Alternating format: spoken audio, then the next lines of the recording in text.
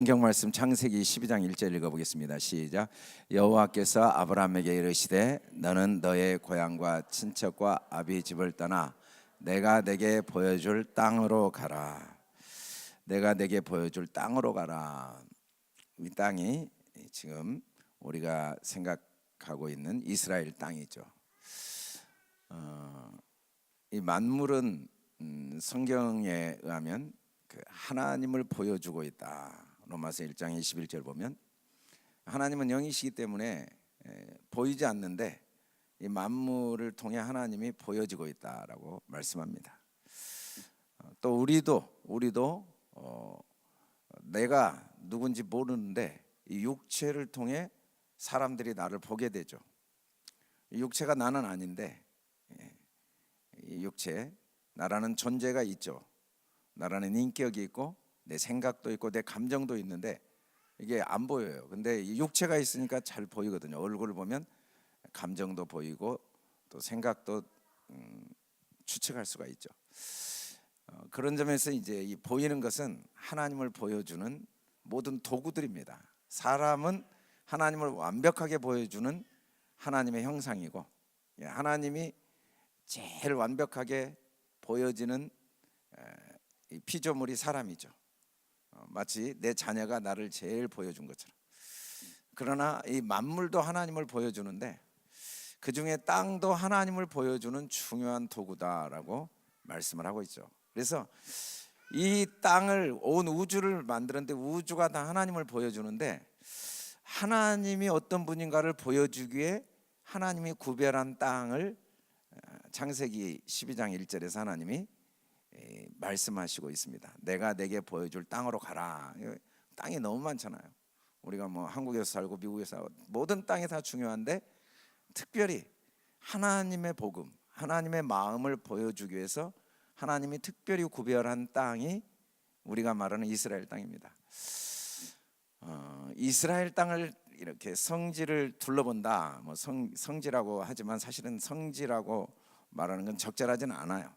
그냥 이스라엘 땅이죠. 그 땅이죠. 하나님이 구별하신 땅. 근데 그 땅을 둘러본다는 게 사실은 아마 주님의 재림이 가까워오지 않았나라고 생각할 수 있는 이유가 이전에는 그 땅을 둘러볼 기회가 아예 없었어요. 최근 한 50년도 안 돼요. 50년이 뭐예요? 왜냐하면 이스라엘이라는 나라가 워낙 그 외진 나라였고 전쟁의 소용돌이 속에 있는 나라였으니까 그 땅의 주인이 너무 많이 바뀌었거든요. 바뀐 과정을 보면 상상을 초월해요. 이제 오늘 좀 이따 보여줄 무기또는 거기 가보면 26개의 새로운 전혀 다른 흙들이 쌓여 있어요. 그러니까 그 도시 하나만 26번이나 주인이 바뀐 거예요. 주인이 바뀌었다는 증거죠. 이스라엘은 이제 전쟁에 이기면 건물을 무너뜨리고 그 위에 흙을 덮고 그리고 자기 도시를 계속 쌓았거든요. 왜냐하면 이게 다 광야하고 사암이고 또 그 흙이기 때문에 밑에 돌이 없어요. 돌이 없으니까 그걸 무너뜨리고 기초를 만들 수가 없으니까 그냥 그 위에다가 흙을 덮고 이미 있는 건물을 기초로 계속 쌓았어요. 그래서 4,000년 전의 건물이 그대로 밑에 보관되어 있는 거예요. 우리가 가서 보는 건 이제 대부분 4,000년 전 건물을 지금 그대로 보관이 되어 있어요. 근데 또 보관이 된 이유가 뭐냐면 습도가 하도 낮아가지고 우리나라는 보관이 안 되죠.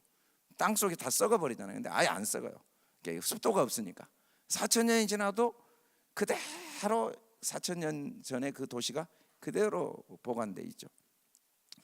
어찌됐든 그런 그 지역적 특성 때문에 하나님이 그 땅을 구별하셨다는 생각을 가보면 할 수가 있고, 두 번째는 전라남북도 크기만 합니다. 그래서 이스라엘을 가시는 분들이 나는 좀 몸이 이렇게 걷는 게 많이 걸으면 피곤한 데라고 생각하는데 많이 걸을 일이 없어요. 워낙 땅덩어리가 좁아가지고 뭐 전라남북도만한 크기를 열흘 동안 다니는데 뭐 그게 무슨 뭐 얼마나 걸어 다니겠습니까? 거의 차 타고 다니다가 마는 거죠. 근데 땅은 좁은데 가는 곳마다 옥의 대륙이 다 있어요. 옥의 대륙. 그러니까 거기 이스라엘이라는 땅은 어느 지역에 온 사람도 우리가 살던 땅과 똑같네라고 생각할 수 있는 지역이 다 있다는 거죠. 그런 점에서 하나님이 이 땅으로 가라고 하시지 않았는가라는 생각을 하게 됩니다. 우리가 하나님을 안다는 게 하나님이 만드신 피조물을 통해서 첫째는 알게 되고, 두 번째는 하나님의 말씀을 통해 하나님을 알게 되고, 세 번째는 하나님이 하신 그 말씀의 땅이 구별된 땅을 통해서도 하나님이 하신 마음과 말씀을 알 수가 있다는 점에서는 이스라엘 땅을 밟아본다는 건 우리가 하나님의 마음, 그 보이지 않는 하나님의 마음을 더 뚜렷하고 명확하게 아는 데 도움이 됩니다. 그래서 이번에 가신 분들에게는 그런 도움이 되리라고 생각하고, 또 못 가신 분들도 기회가 되면 가시고, 설령 못 간다 할더라도 갔다 오신 분들이 자기가 갔다 와서 본 것을 이야기해 주면 우리 교인들에게 피차 유익이 되리라고 생각돼요. 그래서 이제 못 가신 분들은 다음 기회에 가실 기회가 있을 것으로 생각하고 기도하고, 또 갔다 오신 분들이 그 보고 온 걸 이야기해 주면 나에게도 더 하나님의 마음, 하나님의 우리를 향한 사랑이 더 잘 보여지는 기회가 되리라고 생각하고 가신 분들을 위해서 기도해 주면 좋겠어요. 우리가 갈 곳을 이제 지도로 표시해 보면, 여러분들이 이제 지도를 지금 봐도 잘 모르겠지만 이 땅 크기가 전라남북도 크기 정도 된다라고 생각하면 딱 맞습니다. 그리고 동쪽은 지중해 바다를 끼고 있습니다. 지중해는 지중해라고 하잖아요. 그 땅 사이에 있는 바다죠. 땅에 딱 갇혀 있는 바다예요. 그리고 이 바다가 해수면이 하도 낮아가지고 신기하게 엄청나게 더운 지역인데도 하도 낮아가지고 이 바다에서 부는 바람이 시원합니다. 아주 높아도 시원하고 낮아도 시원하잖아요. 아주 높아버려도 우리가 이제 고산지대 가면 시원하죠. 땅 속에 들어가면 시원하듯이 이스라엘이 이제 예루살렘, 지금 빨간 선 한 가운데, 여기 지금 가운데 한 가운데가 예루살렘인데, 저희가 해발 약 700m가 넘습니다. 그리고 이제 거기서 30km 정도 가면 파란 이 파란 곳이 이제 사해바다인데, 30km 정도 거리인데 사해바다는 해저 400m입니다. 땅보다 400m 낮습니다. 그러니까 30km인데 1100m 높이 차이가 나요. 얼마나 이 가파르게 땅이 이렇게 높이 산이 올라가 있는가를 알 수 있죠. 그래서 예루살렘 이제 동쪽에서 바람이 불어오면은 40도가 넘는 뜨거운 바람이 불어옵니다. 근데 이 지중해 서쪽에서 예루살렘 동쪽으로 바람이 불어오면 시원한 바람이 불어와요. 그래서 예루살렘에 딱 올라가면 이쪽으로 가면 엄청 더운데 이쪽으로 가면 금방 시원해집니다. 그런 지형적 특성을 갖고 있는데, 우리가 이제 성경 순서대로 보는 게 아니고 이번에 탐방 가는 분들 중심으로 제가 한 3주 정도 전체적인 흐름을 보여드리려고 합니다. 텔아비브는 지중해 바닷가에 있는 이스라엘 수도입니다. 지금은 예루살렘이 수도인데 처음 이스라엘이 건국되었을 때 텔아비브를 수도로 했죠. 이스라엘이 이제 그 전에는 AD 1세기 전후는 이제 로마가 지배를 했죠. 그리고 로마가 예루살렘을 이제 완전히 멸망시켜서 유대인들이 거기 아예 살지 못하게 되면서 로마가 지배해 오다가 로마가 멸망하면서 이슬람이 지배합니다. 이슬람이 지배하다가 십자군들이 또 다시 예루살렘을 정복해서 십자군이 또 1100년경에 약 20-30년을 지배하죠. 길게 지배는 못하죠. 그러다가 다시 이제 이슬람이 또 지배를 하게 됩니다. 그러면서 아르메니아인도 와서 그곳에 살게 되고, 그래서 이 이스라엘 땅이 유대인들은 거기에 아예 2000년 동안 살지 못하고 하도 다른 나라 사람들이 많이 사는데 특별히 무슬림 종교가 많이 살았기 때문에 이스라엘 땅을 기독교인이 밟아볼 방법이 없었어요. 2000년 동안. 그러니까 거기에 예수님의 발자취가 있지만 지금 우리가 뭐 그 땅을 탐방한다 이런 일이 완전히 불가능한 것이죠. 왜냐하면 이슬람이 지배하고 있는데 거기 어떻게 예수 믿는 사람들이 그 땅을 밟아봐요.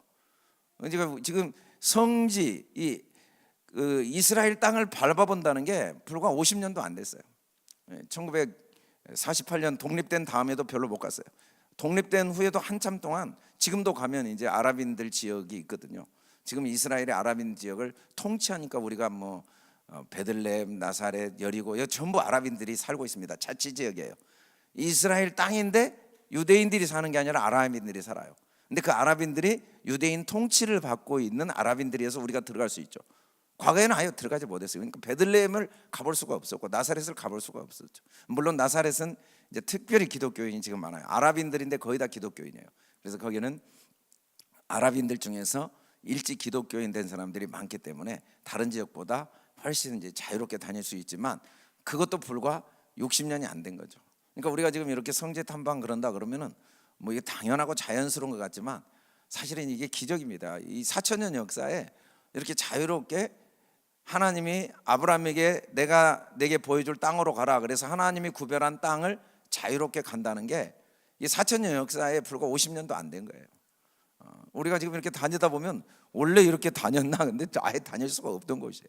우리가 그곳을 이제 가게 되죠. 그래서 제일 먼저 가는 곳이 어디냐면 이 텔아비브에서 비행장에서 내려가지고 아침에 우리가 가이사라 빌립보를 갑니다. 가이사라를 갑니다.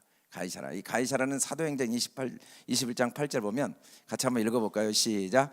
이튿날 떠나 가이사라에 이르러 7 집사 중 하나인 전도자 빌립의 집에 들어가서 머무르니라.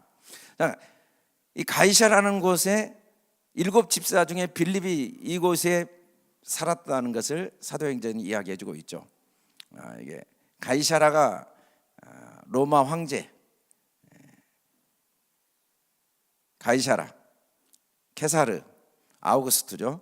이 케사르, 가이사라를 위해서 헤롯이 특별히 지은 궁전터입니다. 헤롯 왕을 위해서, 가이사라 왕을 위해서, 로마 총독을 위해서 특별히 그 해변에다가 엄청난 도시를 건설하고 이걸 가이사라에게 바쳤죠. 그래서 이름이 가이사라가 된 거예요.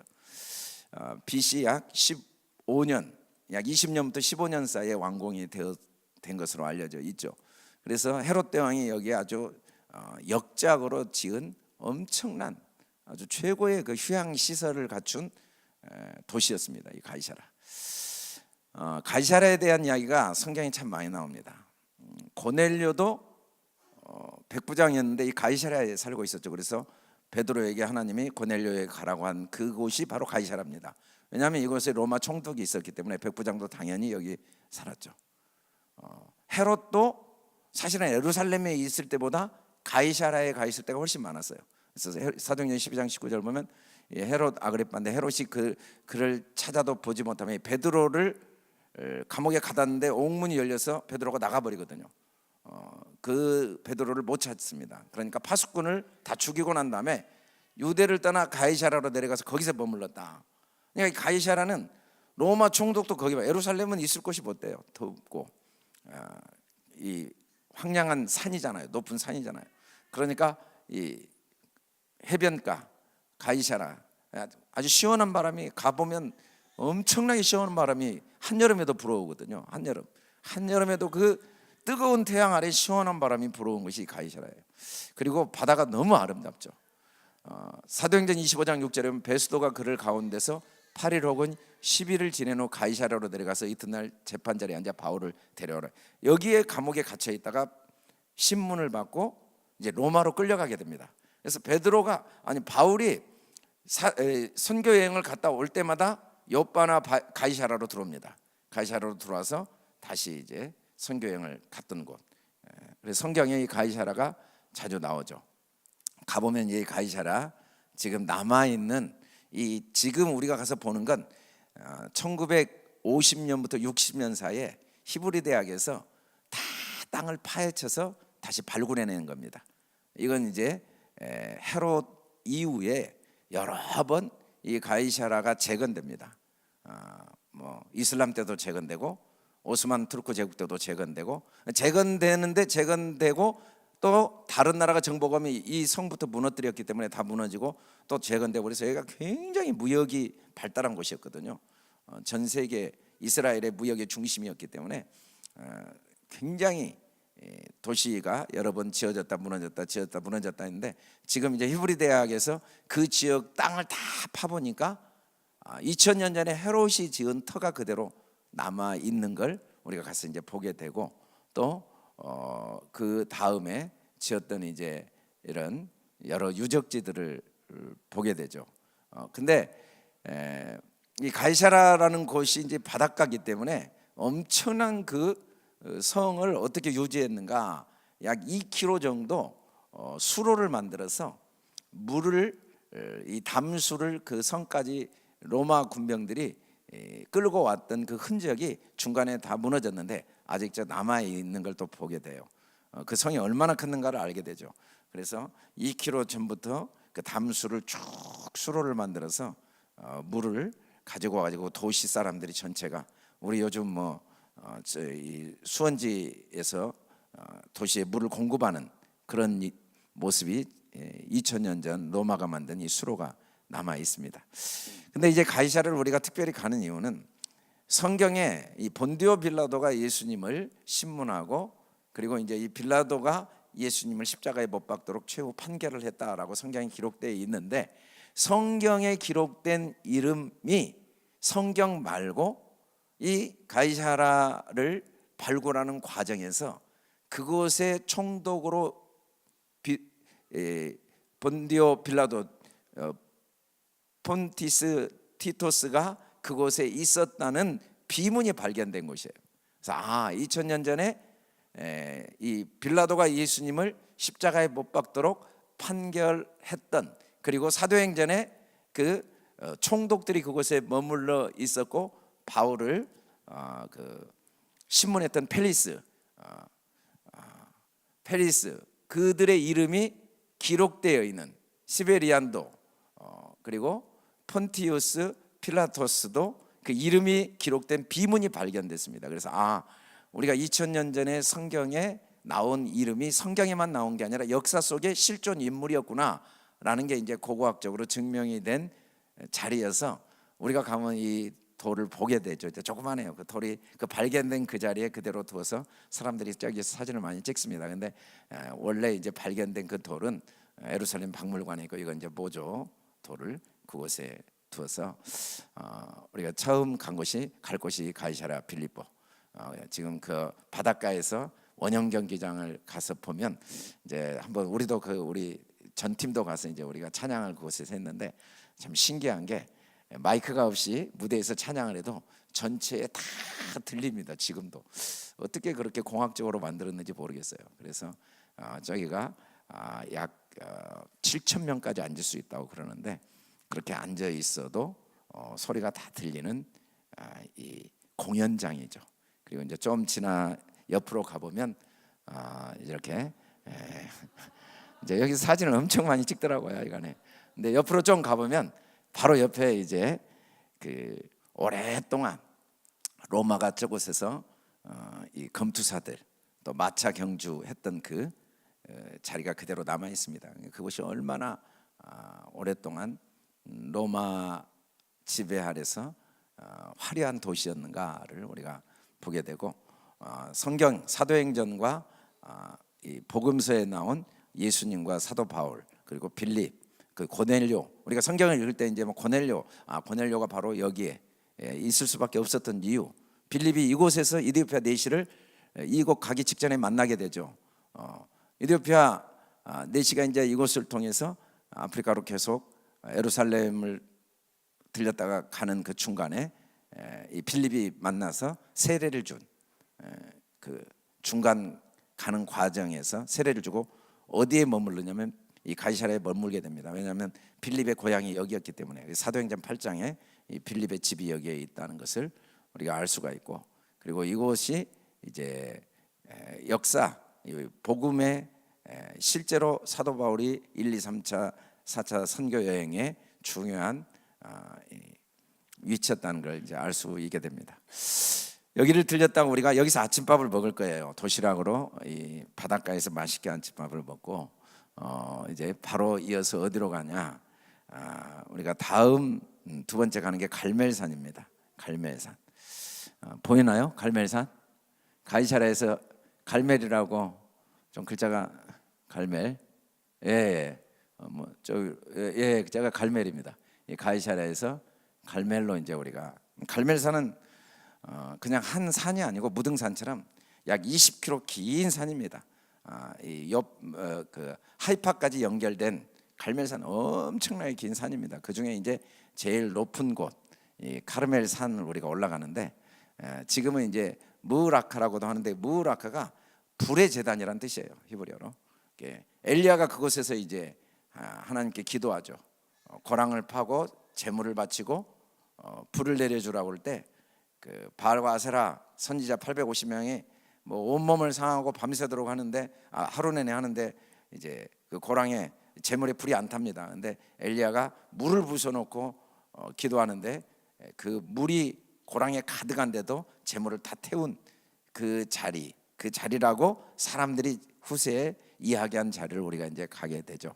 그래서 그런즉 사람들을 보내 온 이스라엘과 이세벨의 상에서 먹는 바알 선지자 450명, 아세라 선지자 400명 갈멜산으로 모아 내게로 나오게 하라. 그래서 이 갈멜산에서 이제 나는 하나님을 섬길 텐데 너희들은 선택을 하라라고 해서 이 갈멜산은 우리가 가는 곳은 약 540m, 사론, 에스라엘론 두 평원 사이에 이스라엘론 두 평원 사이에 높이 솟은 산으로 석굴이 많고 수목이 울창하고 산 안에 기송강이 흐르고 있고 양대 평원과 지중해까지 내려다볼 수 있는 아름다운 경치의 산이다. 아셀 지파 경내에 있고 여호수아가 이 산에서 용노암 왕을 경멸했고 엘리야가 바알과 아세라 선지자 850명과 대결하여 경멸했던 것이고 아합의 아들 아하시야 왕이 엘리야를 잡으려고 했던 것이고 50부장 50명을 두 번 보내 하늘의 불로 죽임을 당한 것이죠. 엘리야 승천 후 엘리사가 잠시 머물렀던 것이고 엘리사가 이 산에 있다가 수넴 여인을 만나 함께 그 집에 가서 죽은 아이를 살린 곳. 그래서 이제 성경에 이 갈멜산에 대한 이야기가 이렇게 자주 언급이 되고 있습니다. 그리고 이 갈멜산을 좀 우리가 보면 이게 산 전체적으로 한번 보여주시겠어요? 이 그림만 저를 보여주지 마시고 화면 전체. 이 갈멜산을 우리가 이제 올라가면 이때 이야기를 많이 듣게 됩니다. 그래서 갈멜산에서 다 보여요. 어디까지 보이는가? 저기 나사렛도 보이고 다볼산, 성경에 나온 다볼산, 모레산, 그 다음에 이스라엘 길보아산, 길랏, 이 전체가 다 보이는 곳이 갈멜산입니다. 이 갈멜산이 굉장히 길게 돼 있고 그리고 지중해 연안까지 연결이 돼 있는 아주 중요한 이스라엘 역사 속에서 중요한 전쟁이나 또 중요한 역사의 그 현장이 바로 이 갈멜산이죠. 그래서 우리가 여기 올라가면은 이제 뭐 이게 계속 보여줍니다. 이게 저기 기송강, 뭐 나사렛, 다볼산, 나인성, 모레산, 또 길보아산, 이스라엘 이걸 계속 보여주는데 외워지지가 않아요. 갔다 와가지고 하나도 남질 않아요. 그래서 제가 볼 때 이번에는 제가 경험한 바로 이게 남질 않아서 5명씩 조를 이뤄가지고 가서 계속 이야기를 하고 와야 그래도 남더라고요. 이게 설명만 듣고 오니까 남진 않은데 사실은 여러분들이 이걸 좀 머릿속에 그림을 그리고 오면은 성경을 읽을 때 정말 도움이 많이 됩니다. 성경을 읽을 때 성경이 그냥 글자로 읽어지는 게 아니라 이 현장 속에 내가 그 시간과 공간 속에 들어가서 읽어지는 그런 느낌을 받을 수가 있기 때문에 갈멜산 가기 전에 이 사진들을 우리가 이제 나중에 가이드북에 넣어줄 텐데 눈으로 많이 보고 가면, 이 사진을 많이 보고 가서 또 설명을 하면 저거구나 이게 보입니다. 그래서 갈멜산을 좀 눈여겨 보면 좋겠고, 그 다음에 이제 우리가 세 번째 가는 데가 무깃도입니다. 무깃도. 갈멜산에서 동쪽으로 좀 내려오면 무깃도 보이죠? 무깃도는 아주 중요한 성경의 지명입니다. 사실은 이 무깃도를 보면 솔로몬 왕이 역군을 일으킨 까닭은 이러하니라. 그래서 여기 보면 여호와의 성전과 자기 왕궁과 밀로와 예루살렘 성과 하솔과 무깃도와 게셀을 건축하려 하였습니다. 그래서 솔로몬 왕이 역군을 일으킨 까닭은 이러하니, 이라는 사람을 일으켰죠. 성전, 자기 왕궁, 그리고 밀로, 예루살렘 성, 하솔, 무깃도, 게셀을 건축하려 하였습니다. 이제 하솔도 우리가 갈 기회가 있는데, 이 무깃도, 게셀을 건축하려 하였습니다. 자기에게 있는 모든 국고성과 병거성들과 마병의 성들을 건축하고, 솔로몬이 또 예루살렘과 레바논과 그가 다스리는 온 땅에 건축하고자 하는 것을 다 건축하였는데, 이 무깃도는 약 26번의 주인이 바뀐 흔적이 남아 있습니다. 그러니까 26번 주인이 바뀔 때마다 4,000년 동안 그 땅을 다 흙으로 덮고 자기 도시를 또 만들고, 또 정복하면 그 땅을 다 흙으로 덮고 자기 도시를 만들어서 이게 높은 산이었는데, 이 무깃도를 이제 1960년 이후에 고고학자, 지금도 발굴을 하고 있지만 다 흙을 파봤습니다. 다 흙을 파봤더니 지금으로부터 약 3,000년 전 솔로몬 때 지은 성이 다 발견된 거예요. 솔로몬 때 지은 성. 솔로몬이 지었다고 성경에 나왔죠. 어떤 성을 지었냐면 병거성, 마병의 성. 이 병거는 이제 마차죠, 마차. 그리고 마병은 말입니다. 이 병거성과 마병성을 그리고 건축을 했어요. 그래서 이 무깃도가 왜 그렇게 가면 이제 실제로 이런 병거가 있었던 흔적을 재현해 놨습니다. 이 병거를 뒀던, 가면은 이렇게 병거성의 그 유적들이 그대로 발굴돼 있죠. 그리고 이 무깃도까지 솔로몬 때 그 성에 어떻게 사람들이, 군사들이 머물고 또 말들에게 물을 줬는가, 이 수로입니다. 그대로 지금도 보존돼 있어요. 엄청나게 긴 수로.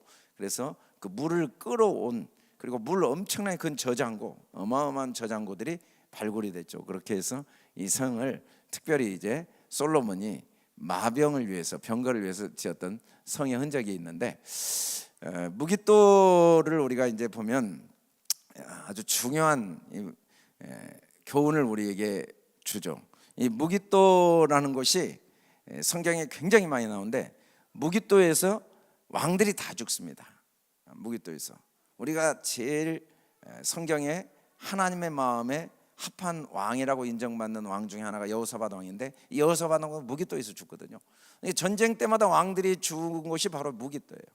그리고 이 무깃도가 이제 헬라어로 하면 아마겟돈인데, 아라는 말이 헬라어로 이제 산이고, 겟돈이 이제 무깃도라는 말인데, 이게 이 무깃도 산, 이 아마겟돈에서 최후의 전쟁이 일어날 걸 계시록 16장에서 이야기하고 있죠.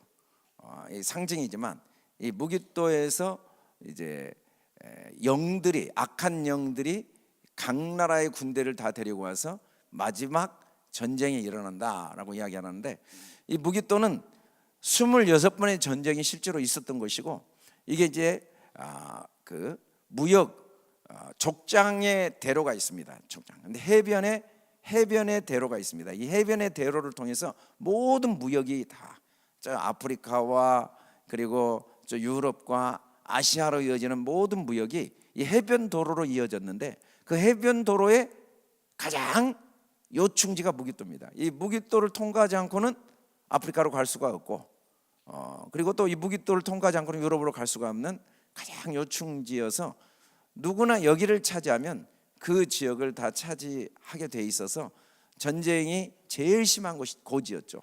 그래서 이 고지에서 수없이 많은 전쟁이 일어났는데 이 무깃도에 왜 이 무깃도가 유명하게 됐는가? 이 솔로몬이 거기에 병거성을 만들어서 지금도 꼭 말똥 냄새가 나는 것처럼, 근데 실제로 발굴할 때 엄청나게 말똥 냄새가 났다고 그래요. 지금도 가면 꼭 나는 것 같은 느낌이 들어요. 말 여물통도 다 있고 그러는데 이게 왜 그렇게 큰 문제가 됐는가? 우리가 신명기 17장 14절부터 같이 한번 읽어봅시다. 시작. 내가 내 하나님 여호와께서 내게 주시는 땅에 이르러 그 땅을 차지하고 거주할 때 만일 우리도 우리 주위의 모든 민족들 같이 우리의 왕을 세워야겠다는 생각이 나거든 반드시 내 하나님 여호와께서 택하신 자를 내 위에 왕으로 세울 것이며 내 위에 왕을 세우려면 내 형제 중에서 한 사람을 할 것이요 내 형제가 아닌 타국인을 내 위에 세우지 말 것이며. 자, 왕의 조건. 왕은 이스라엘은 세우면 안 돼요. 왜냐하면 하나님 왕이시니까. 여러분, 사람 왕을 부러워하지만 사람이 뭔가를 해주면 좋을 것 같아도 결과적으로는 모두에게 손해거든요. 하나님의 왕이시면 돼요. 저도 기도 제목이 그 기도 제목이 있어요. 우리 교회도 각자 하가다면서 하나님을 왕으로 모시고 살면 되지, 뭐 목사님이 어쩌고 뭐 구역장이 어쩌고 뭐 누가 전도사님이 어쩌고, 그건 그냥 하나의 도구에 불과하지. 어차피 각자 하나님과 1대1로 하나님의 왕인 게 교회가 제일 좋습니다. 그게 제일 좋아요. 물론 이 조직이 잘 돼 있으면 일사불란하고 좋은 점도 있죠. 근데 멀리 보면 절대 그러잖아요. 하나님의 왕이신 게 제일 좋아요. 하나님 앞에 각자 이 아침 안개보다 짧은 인생에 사람이 어쩌고 뭐 사람 이야기 해봤자 남는 게 없어요. 사람은 다 거기서 거기에요. 사람은 다 아무리 똑똑해도 그렇고 아무리 문제가 있어도 그래도 사람은 다 나름대로 소망이 있는 사람이에요. 그래서 사람에게는 희망을 두면 안 돼요. 그런데도 불구하고 왕을 구하면 첫 번째 조건이 자기 민족에서, 두 번째가 뭐냐면, 두 번째가 제일 이제 중요한 순으로 자기 민족, 두 번째는 그는 병마를 많이 두지 말 것이요 병마를 많이 얻으려고 그 백성을 애굽으로 돌아가게 하지 말 것이니 이는 여호와께서 너희에게 이르시기를 너희가 이후에는 그 길로 다시 돌아가지 말 것이라 하였습니다. 왕을 세우려면 민족 중에 세우고, 그리고 진짜 첫 번째 제일 중요한 건 병마를 두지 마라. 병마를 두지 마라. 또 병마를 의지하지 마라. 이게 왕의 조건이었어요. 병마를 두지 마라. 만일에 그러면 그 길로 다시 돌아가게 될 것이다. 애굽의 노예로 영원히 가버리게 될 것이다. 병마를 의지하면 망하게 된다는 게 확실해요. 왜? 하나님이 병마거든요. 아멘. 이게 교회라는 게 이 조직이 중요하죠. 근데 조직을 의지하면 망합니다. 그냥 허술하게 가는 게 좋아요. 이 병마가 얼마나 좋아요. 이 병마가 있으면 일을 얼마나 효과적으로 전쟁을 하는지 상상을 초월합니다. 이 조직이 딱딱딱딱 되면요 효과적이지만 그러면 망하는 거예요. 그러면 결국은 애굽의 노예로 갑니다. 그런데 솔로몬 왕이 첫 번째 명령을 어긴 거예요. 하나님이 그렇게 축복을 하셨는데, 다윗 왕은 이 하나님의 명령대로 그렇게 나라가 강성해도 국고성을 만들지도 않았고 병거성을 만들지도 않았어요. 근데 솔로몬은 하나님이 그렇게 부욕케 하셨는데, 하나님이 병마가 되어 주셨는데, 하나님이 복을 주시니까 가장 좋은 요충지 무깃도에다가 국고성을 만들고 병거성을 만들고 거기에 마병을 엄청나게 둔 거예요. 그리고 마차를 두고, 특별히 거기에 수백 마리, 약 450개의 그 병거와 수백 마리의 말. 지금 그때 말 한 마리는요 지금 공군 비행기 하나보다 더 비싸요, 진짜로. 이 마병과 병거를 둔다는 건 어마어마한 이 군사력이죠. 근데 그걸 솔로몬이 거기에 엄청나게 많이 둔 거예요. 이걸 절대 하지 말라고 하나님이 명령하신 이유가 뭐냐면, 이러기 시작하면 이제 하나님 의지하지 않거든요. 하나님 의지하지 않으면 결국은 이제 애굽의 노예가 되는 거죠. 세상의 노예가 되는 거죠. 하나님의 은혜를 주실 때 하나님이 보내신 사람을 의지하거나 하나님이 주신 물질을 의지하거나 하나님이 주신 어떤 것들을 의지하기 시작하면 자꾸 우리는 그걸 더 쌓아놓고 싶어요. 더 조직을 잘 만들고 뭔가를 더 이루고 뭔가를 더 자꾸 이렇게 매끄럽게 하고 잘하고 싶어 하는데 결국은 하나님이 없어져 버립니다. 하나님이 없어져 버려요. 그래서 어느 정도 조직이 되면 하나님 없이도 그냥 알아서 돌아가는. 그래서 하나님이 제일 중요한 걸 첫 번째로 뭐냐면 병마를 두지 마라. 그리고 두 번째, 그에게 아내를 많이 두어 그의 마음에 미혹되게 하지 말 것이며 자기를 위하여 은금을 많이 쌓아두지 말 것이니라. 이 두 번째, 세 번째도 완벽하게 어긴 사람이 솔로몬입니다. 아내 많이 두지 말았는데 아내를 많이 뒀고, 은금이 얼마나 많았든지 얼마나 많이 쌓아두었든지, 그가 왕위에 오르거든 이 율법서의 등사본을 레위 사람 제사장 앞에 책에 기록하여 평생에 자기 옆에 두고 읽어 그의 하나님 여호와 경외하기를 배우며 율법의 모든 말과 이 규례를 지켜. 이때 이 지켜는 샤마르, 이 하나님의 사랑.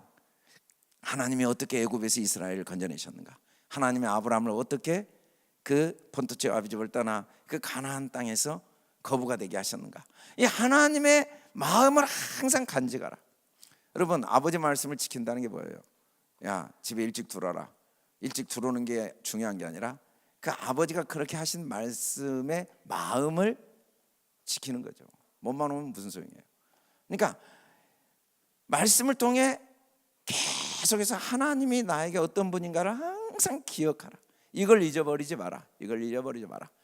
이걸 잊어버리지 말고 지켜 행할 것이라. 그리하면 그의 마음이 그의 형제 위에 교만하지 아니하고, 하나님의 은혜를 잊어버리지 않으면 아무리 왕이 돼도 교만하지 않죠.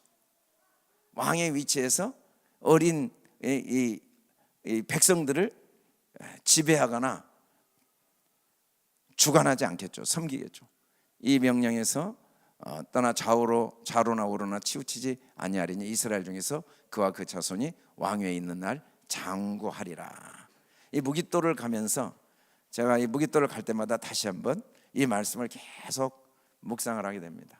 역사를 통해 이 무깃돌가 26번이나 주인이 바뀌었다는 게 뭔 말이에요? 마병을 의지할 때, 눈에 보이는 걸 의지할 때 얼마나 비참한 역사의 악순환인가. 하나님의 사랑을 마음에 간직하지 않고 보이는 걸 의지할 때 얼마나 자손 대대로 비참한 역사의 악순환이 계속되는가를 확인하는 것이 무깃돌이에요. 무깃돌. 그래서 우리가 이제 첫날 이 무깃돌을 거쳐서 나사렛으로 갈 텐데 오늘은 여기까지 하겠습니다. 여러분들, 첫날 처음부터 제가 너무 길게 하면 용량 초과되고 과부하가 걸릴 것 같아서 오늘은 이제, 근데 내일은 쭉쭉, 다음 주에는 제가 길게 나가도 아마 여러분들이 이제 워밍업이 돼가지고 이제 쭉 따라오실 수 있을 거예요. 그래서 이 세 군데 우리가 이제 첫날 오전에 아마 점심 때쯤, 점심은 이 갈멜산에서 엘리야가 먹었던 음식을 우리도 먹을 겁니다. 갈멜산에서 점심은 먹고